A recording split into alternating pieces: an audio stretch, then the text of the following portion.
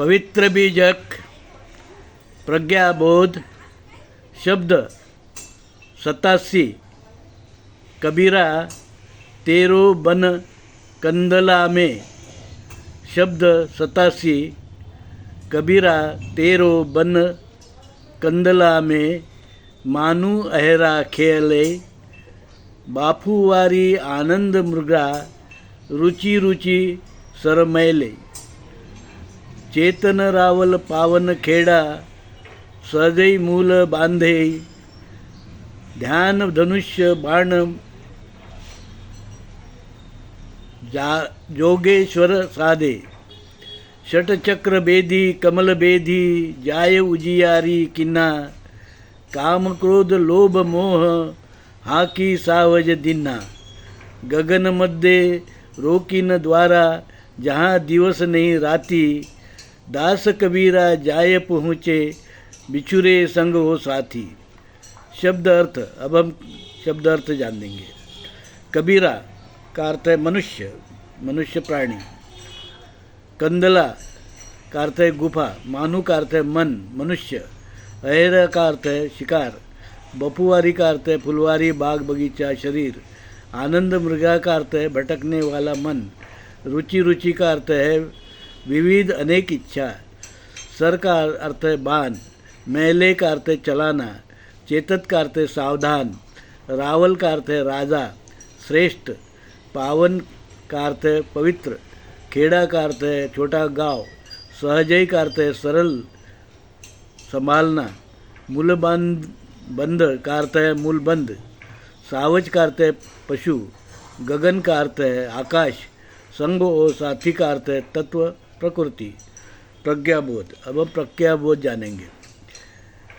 धर्मात्मा कबीर कहते हैं, भाइयों सुनो, लोग जिसे योग हठ योग आदि नाम से प्रचालित प्रसारित कर रहे हैं, पहले उसका स्वरूप समझ लो।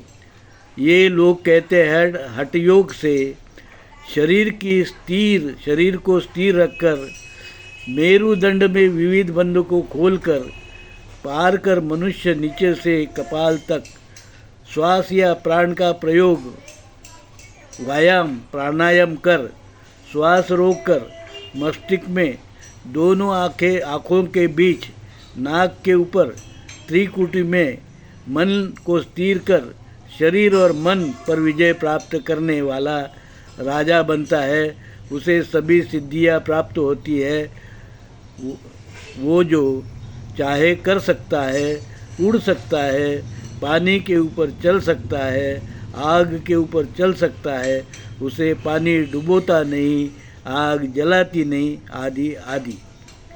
कबीर साहब कहते हैं इन्हें बस विज्ञान मानते हैं, योग साधना नहीं। आज मानव विज्ञान की मदद से कई औजार मशीन बनाया है, जिसके मदद से मानव आकाश में भ्रमण करता है, पानी के अंदर पनडुब्बी में रहता है, पानी के ऊपर स्केटिंग करता है।